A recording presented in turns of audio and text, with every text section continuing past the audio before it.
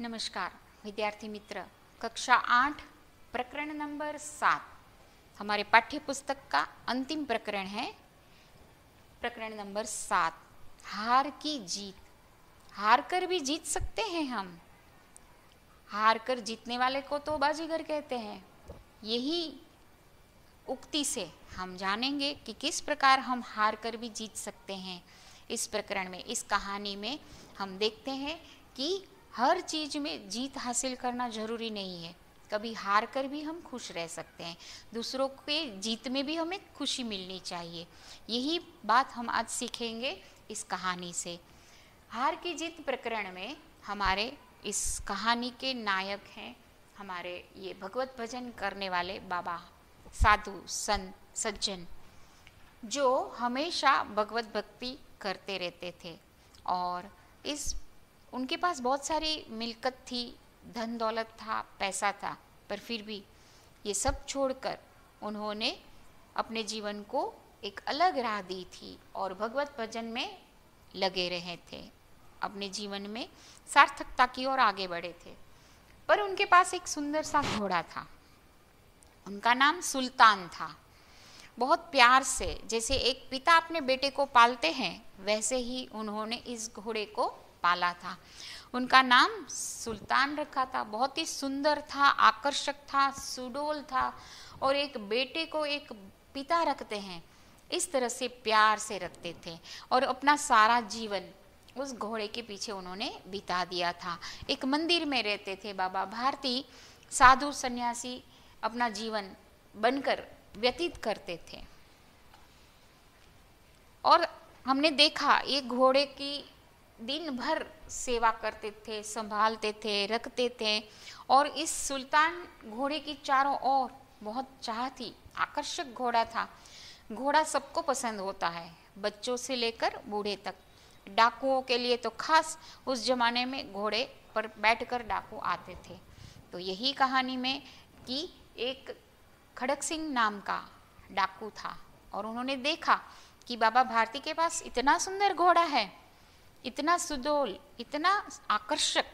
उनको क्या काम का, वो तो साधु है, उनको इस घोड़े से क्या काम। उनकी दृष्टि पड़ी, उनको लगा कि मैं एक दिन यह घोड़ा लेकर रहूंगा। ये है एक दृष्टि का दृष्टिकोण। जो खड़क सिंह डाकू था वहाँ का, और उसकी दृष्टि क्या थी और बाबा भारती की दृष्टि क्या थी, दोनों में फर्क है। उनको घोड़ा देखने की इच्छा प्रकट हुई। घोड़ा देखा और खड़क सिंह के आश्चर्य का ठिकाना नहीं रहा कि अरे वाह, इतना सुंदर घोड़ा। चाह उनको खींच कर लाई। देखता है और कहता है कि ऐसा घोड़ा तो मेरे पास होना चाहिए। साधु को इस घोड़े की कोई जरूरत नहीं है। पर किस तरह हासिल करता है हम देखते हैं कहानी में। तो ये डाकू जो है खड़क सिंह, छल किया, छलावा करके, कपट करके, झूठ बोलकर इस घोड़े को वह प्राप्त करता है। कोई भी चीज हमें प्राप्त करनी है तो सही मार्ग से, सत्य के मार्ग से हम प्राप्त करें तो अच्छा है। यहाँ एक छल करके उन्होंने इस घोड़े को प्राप्त करने की कोशिश की। वह अपाहिज बना, रास्ते पर रुक गया और वह बाबा भारती से इस घोड़े की चाह में क्या उन्होंने किया, अपाहिज बनकर दीनता भरी स्वर में पुकारता रहा कि मुझे इस गांव से दूसरे गांव जाना है, कृपया आप मुझे मदद कीजिए। वाकई में अपाहिज था नहीं, वह डाकू था। और बाबा भारती से उन्होंने इस घोड़े को छीनने की कोशिश की। अपाहिज बनकर, दीन बनकर उस घोड़े को वह प्राप्त करता है। प्राप्त करके ही वह बाबा भारती के घोड़े को छीन लेता है, प्राप्त करता है। ऐसी चीजों से जो जीत हासिल करता है वह जीत नहीं होती है, वह हार होती है। अपाहिज पर तरस आया बाबा को कि बेचारा अपाहिज है, आगे चल नहीं सकता, मुझे उसकी मदद करनी चाहिए। और उसको घोड़े पर बिठा दिया। जैसे ही खड़क सिंह घोड़े पर बैठा, अचानक उसने उसकी लगाम अपने हाथ में ली और ऐसी तेजी से भगा, अचानक भाग चला। क्यों? क्योंकि वह छल करके आया था, अपाहिज बन के आया था। वाकई में वह अपाहिज था नहीं। और इस प्रकार बाबा भारती का घोड़ा वह लेकर भागता है। घोड़े को आगे दौड़ाया जा रहा है। तब बाबा भारती ने विस्मयता से, आश्चर्य से देखा कि ये तो अपाहिज था, झूठ बोल रहा है मेरे से घोड़े छीनने के लिए। पर वह घोड़े को छीनने के दुख में दुखी नहीं थे, पर छल किया, झूठ बोला, उससे दुखी थे। और उसको प्रार्थना किया, बुलाया वापस कि तुम घोड़ा ले जाओ, कोई परवाह नहीं, पर एक बात सुन के जाना।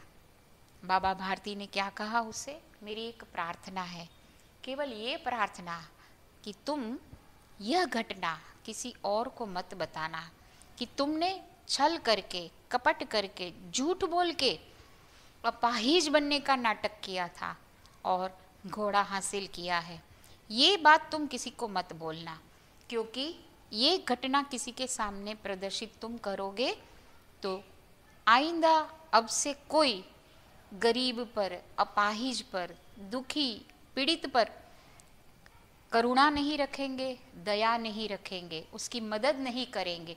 तुमने ऐसा छल किया है, ऐसा झूठ बोला है, इसलिए मेरा ये एक निवेदन है, एक प्रार्थना है कि तुम इस घटना को किसी के सामने प्रस्तुत नहीं करना। इस प्रार्थना का खड़क सिंह पर क्या प्रभाव पड़ता है वह हम देखेंगे। यहाँ यही प्रार्थना के शब्द खड़क सिंह के मन में हमेशा गूंजते रहते हैं कि मैंने आज जो छल किया, अब से कोई दुखी पीड़ित दर्दी पर कोई विश्वास नहीं रखेंगे। ये बात उसके दिलो दिमाग पर छाई रहती है। और क्या हुआ? खड़क सिंह के हृदय का परिवर्तन हो जाता है। ये बात उनके दिल में इतनी असर करती है कि वह यह घोड़ा छोड़ने आ जाते हैं।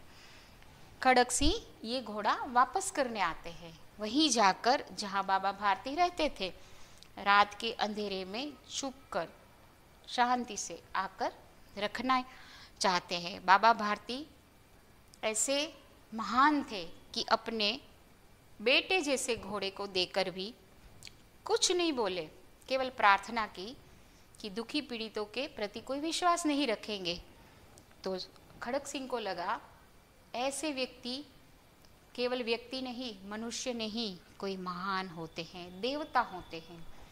ये बात उनके जहन में बहुत ही असर करती है, उसके हृदय का परिवर्तन होता है। वह घोड़ा रात के अंधेरे में आकर वापस रख देता है। अंत में बाबा अपने घोड़े को देखकर इतने प्रसन्न होते हैं, खुश होते हैं कि खुशी का ठिकाना नहीं रहता कि खड़क सिंह जैसा डाकू घोड़ा वापस करके उसके हृदय का परिवर्तन हुआ। कैसे? तो उसके प्रसन्नता की कोई सीमा नहीं है। वह रोने लगते हैं, जैसे एक पिता पुत्र से बिछड़े हुए हो। वैसे ही अपने घोड़े सुल्तान के प्रति उनका इतना प्रेम था, उससे लपेटकर गले लगाकर रोने लगे कि कोई दीन दुखी की मदद करने से अब कोई बचेंगे नहीं, कोई मुंह नहीं मोड़ेगा। ये हमें सीखना है। कभी हमें दीन दुखियों के प्रति दया करुणा रखनी है तो हमारे पास जो भी हैं हमें खुशी खुशी देना चाहिए। उदारता हमें इस कहानी के माध्यम से सीखने को मिलती है और बाबा भारती खुश हो जाते हैं, प्रसन्न होते हैं। इस प्रकार बाबा भारती हार कर भी जीत जाते हैं। खड़क सिंह जैसे डाकू से वह बिल्कुल चुपचाप शांति से केवल प्रार्थना करके जीत जाते हैं। तो हमें विद्यार्थी मित्र जीवन में ऐसे आदर्शवादी बनना है और इस कहानी से हमें यही सीखना है कि साधु सज्जन व्यक्ति हैं, उनके किसी दिल को ठेस पहुँचे ऐसा नहीं करना है। अपनी भूल हुई है कभी तो भूल को सुधार भी लेना है। कभी छल कपट झूठ का सहारा लिया है तो भी हमें उनको सुधार लेना है। भूल गलती सबसे होती है पर उसको सुधारना अच्छी बात है। इस प्रकार साधु हार कर भी जीतते हैं और खड़क सिंह का हृदय परिवर्तन होता है और इस प्रकार हार कर जीतने वाले को हम बाजीगर कहते हैं। तो ये सुंदर कहानी सुनकर उसके भावार्थ को समझकर मुझे आशा है कि आप भी अपने जीवन में कभी भी दीन दुखियों के प्रति मुंह नहीं मोड़ेंगे। धन्यवाद।